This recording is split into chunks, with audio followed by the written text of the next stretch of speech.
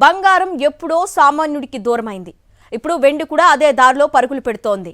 పేదవాడి బంగారంగా గుర్తింపు పొందిన వెండి ఇప్పుడు కేవలం పేదవాడికి మాత్రమే కాదు, మధ్యతరగతి మానవుడికి కూడా అందనంత ఎత్తులో ఉంది. గడిచిన 20 రోజుల్లోనే కిలో వెండి ధర 70,000 రూపాయలు పెరిగిందంటే పరిస్థితి అర్థం చేసుకోవచ్చు. ప్రస్తుతం మార్కెట్లో వెండి ధరలు ఎలా ఉన్నాయి? అంతర్జాతీయ మార్కెట్లో వెండి ధరల హెచ్చు తగ్గులకు కారణాలేంటి? సాక్షి స్పెషల్ స్టోరీ. బంగారంతో పాటు వెండి కూడా కొండెక్కి కూర్చుంది. పసిడితో పాటు సిల్వర్ కూడా సామాన్యుడికి దూరంగా జరిగింది. వెండి ధరలు చుక్కల్ని తాకుతున్నాయి. స్టాక్ ఎక్స్చేంజీలతో పాటు రిటైల్ మార్కెట్లో వెండి ధరలు గడిచిన కొన్ని రోజులుగా రికార్డ్ ధరలు నమోదు చేస్తున్నాయి. ప్రస్తుతం ఆల్ టైమ్ గరిష్ట ధరకు చేరుకుంది వెండి. ప్రతిరోజు తన ఆల్ టైమ్ రికార్డును తానే క్రాస్ చేస్తూ సరికొత్త ధర సృష్టిస్తోంది సిల్వర్. వెండి ధరలు ఈ స్థాయిలో పెరగడం చరిత్రలో ఇదే తొలిసారి. హైదరాబాద్ బులియన్ మార్కెట్లో సోమవారం రాత్రి కిలో వెండి ధర 3,09,700 రూపాయలు పలికింది. అదే అంతర్జాతీయ మార్కెట్లో చూసుకుంటే వెండి ధర ఔన్స్కు $4.5 పెరిగి $94.62 వద్ద ట్రేడ్ అయ్యింది. మరికొన్ని రోజుల్లో అంతర్జాతీయ మార్కెట్లో స్పాట్ సిల్వర్ ధర $100లకు చేరినా ఆశ్చర్యపోనక్కర్లేదంటున్నారు మెటల్ నిపుణులు. ఇటు దేశీయంగా మల్టీ కమోడిటీ ఎక్స్చేంజ్లో రోజువారీ ట్రేడింగ్లో వెండి ధరలు 4.5% నుంచి 5% వరకు లాభపడ్డాయి. ఒక్క రోజులోనే వెండి ధర 10,000 రూపాయలు పెరగడం మార్కెట్ వర్గాలను ఆశ్చర్యానికి గురిచేసింది. మధ్యతరగతి జనం బంగారు ఆభరణాలకు ఎక్కువ ప్రాధాన్యమిస్తారు. అదే వెండి విషయానికొచ్చేసరికి ఆభరణాల కంటే వస్తువులు కొనేందుకు ఎక్కువ ఆసక్తి చూపిస్తారు. అంటే వెండితో చేసిన విగ్రహాలు, పూజా సామాగ్రి, కుంకుమ భరిణలు, వెండి పాత్రలు, వెండి పట్టీల్లాంటివి కొనేందుకు ఎక్కువగా ప్రాధాన్యమిస్తారు.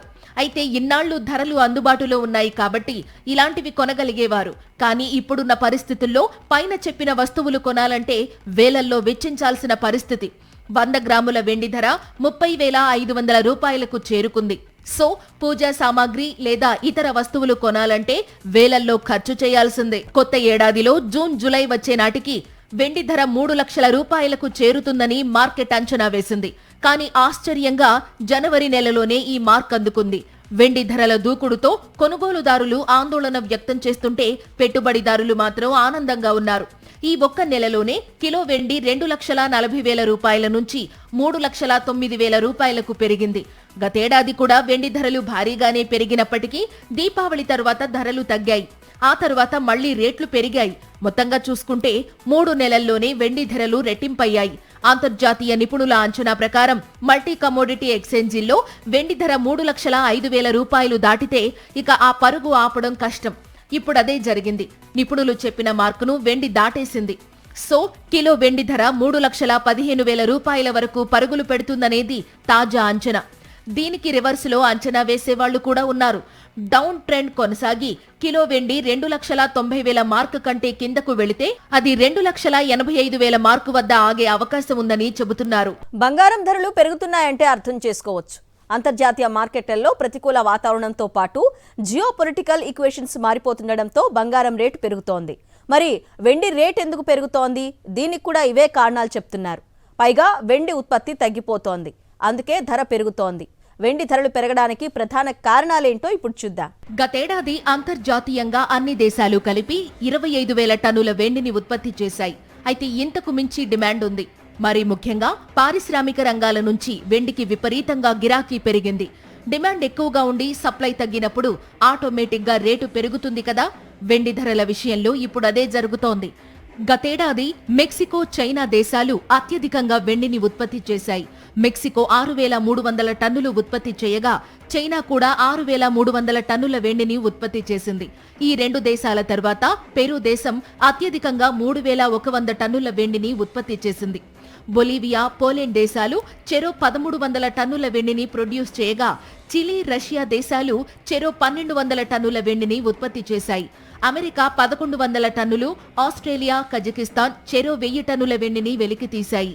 ఇప్పుడున్న డిమాండ్ను అందుకోవాలంటే ఈ దేశాలు తమ ఉత్పత్తిని మరో 30% పెంచాలి. లేదా ఈ జాబితాలోకి 1,000 టన్నుల వెండిని ఉత్పత్తి చేసే సామర్థ్యంతో అదనంగా మరో 10 దేశాలు వచ్చి చేరాలి.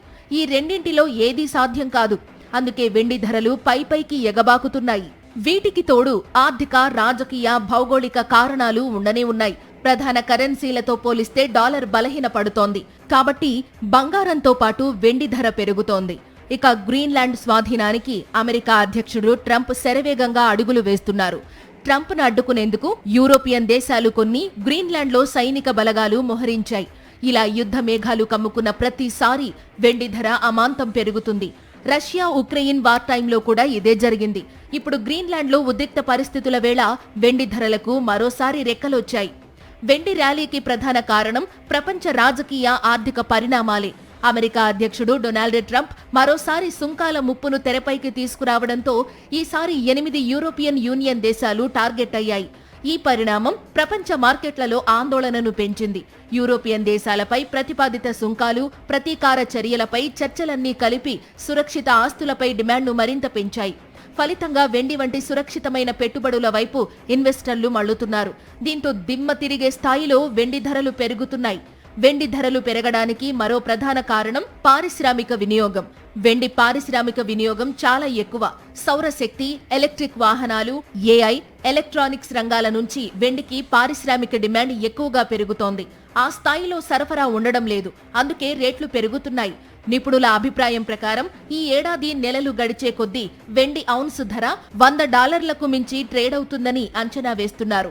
బంగారాన్ని క్వార్ట్జ్ అనే ఖనిజం నుంచి వెలికితీస్తారు. మరి వెండిని ఎలా వెలికితీస్తారు? వెండి లభ్యత ఎందుకు తగ్గుతోంది? ప్రపంచంలో బంగారం కంటే వెండి నిల్వలు తక్కువగా ఉన్నాయా? అసలు వెండి ఎక్కడి నుంచి వస్తుంది? దీన్ని ఎలా తయారు చేస్తారు? వెండి భూమిలో సహజంగా లభించే ఒక విలువైన లోహం. బంగారం నేరుగా క్వార్ట్జ్ అనే ఖనిజం నుంచి వస్తుంది. కానీ వెండి అలా కాదు. ఇది ప్రధానంగా ఖనిజాల రూపంలో ఉంటుంది. భూమి లోతుల్లో ఉండే రాళ్లలో ఇతర లోహాలతో కలిసి మిశ్రమంగా లభిస్తుంది. ముఖ్యంగా సీసం, జింక్, రాగి వంటి లోహ ఖనిజాల్లో ఉప ఉత్పత్తిగా వెండి లభిస్తుంది. వెండి ఉత్పత్తిలో రీసైక్లింగ్ కీలక పాత్ర పోషిస్తుంది. వెండిని సాధారణంగా ధాతువుల నుండి తీస్తారు. సీసం, జింక్ లేదా రాగిని ప్రాసెస్ చేసే క్రమంలో వెండిని తయారు చేస్తారు.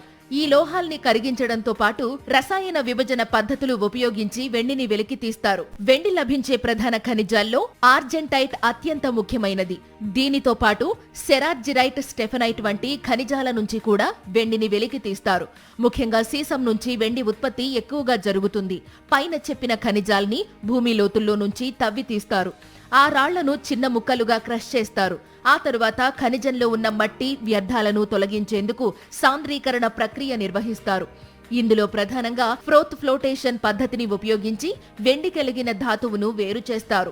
తరువాత ఖనిజాన్ని గాలిలో అధిక ఉష్ణోగ్రత వద్ద కాలుస్తారు.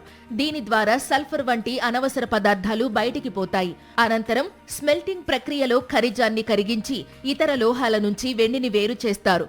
ఈ దశలో వెండి ముడి లోహ రూపంలో లభిస్తుంది. ముడి వెండిని పూర్తిగా శుద్ధి చేయడానికి రిఫైనింగ్ ప్రక్రియను అనుసరిస్తారు. ఇందులో ముఖ్యంగా ఎలక్ట్రోలిటిక్ రిఫైనింగ్ విధానం ద్వారా 99.9% స్వచ్ఛమైన వెండిని తయారు చేస్తారు. అలాగే సీసం నుంచి వెండిని వేరు చేయడానికి పార్క్స్ ప్రక్రియను ఉపయోగిస్తారు. సిల్వర్ రేట్ అనేది చాలా హైక్ అయిందండి. సిల్వర్ రేట్ పెరగడానికి ప్రధాన కారణం ఏంటంటే సిల్వర్ డిమాండ్ బాగా ఎక్కువైందండి. సిల్వర్ యాక్చువల్లీ ఈవీలో యూజ్ చేయడం కానీ, మనకి సోలార్లో యూజ్ చేయడం కానీ, ఇందువల్ల సిల్వర్ అనేది బాగా యూసేజ్ ఎక్కువైంది మన ఇండియాలోనే. దానివల్ల కూడా సిల్వర్ రేట్ అనేది బాగా హైక్ అవుతుందండి. ప్రపంచ వ్యాప్తంగా మెక్సికో, పెరు, చైనా, రష్యా వంటి దేశాల్లో వెండి ఉత్పత్తి ఎక్కువగా జరుగుతోంది. భారతదేశంలో ప్రధానంగా రాజస్థాన్, జార్ఖండ్, ఆంధ్రప్రదేశ్ ప్రాంతాల్లో వెండి గనులున్నాయి. వెండి అద్భుతమైన విద్యుత్ వాహకం. అందుకే ఎలక్ట్రానిక్స్, సోలార్ ప్యానెల్స్, వైద్య పరికరాల్లో విస్తృతంగా వినియోగిస్తున్నారు. పైగా ప్రపంచ వ్యాప్తంగా ఎలక్ట్రానిక్ వెహికల్స్ వాడకం పెరగడంతో అందులో వాడే బ్యాటరీలకు వెండి కీలకంగా మారింది. అందుకే వెండి వినియోగం గణనీయంగా పెరిగింది. గతంలో కంటే కూడా ఇప్పుడు పారిశ్రామిక అవసరాల్లో సిల్వర్ పాత్ర, వెండి పాత్ర పెరిగింది. ఎలక్ట్రిక్ వెహికల్స్ వచ్చిన తర్వాత సిల్వర్ పాత్ర మరింత పెరిగింది. అలాగే మీరు సోలార్ ప్యానెల్స్, సోలార్ ఎనర్జీ అనేది కొత్తగా గత 20 సంవత్సరాలుగా వేగంగా ముందుకు దూసుకొస్తున్నటువంటి ఎనర్జీ. ఈ సోలార్ ఎనర్జీని మనం ట్యాప్ చేయగలగాలంటే సోలార్ ప్యానెల్స్ కావాలి. ఆ సోలార్ ప్యానెల్స్లో కీలకమైంది సిల్వర్.